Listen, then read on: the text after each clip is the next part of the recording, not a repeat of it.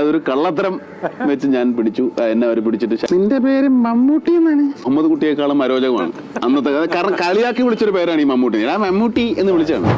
ഈ മുഹമ്മദ് കുട്ടി എന്നുള്ള പേരിന്റെ ഒരു അസ്കിത ഉണ്ടല്ലോ, ഒരു വല്ലാതെ പഴഞ്ഞം പേരാണ് എന്ന് തോന്നി എനിക്ക്.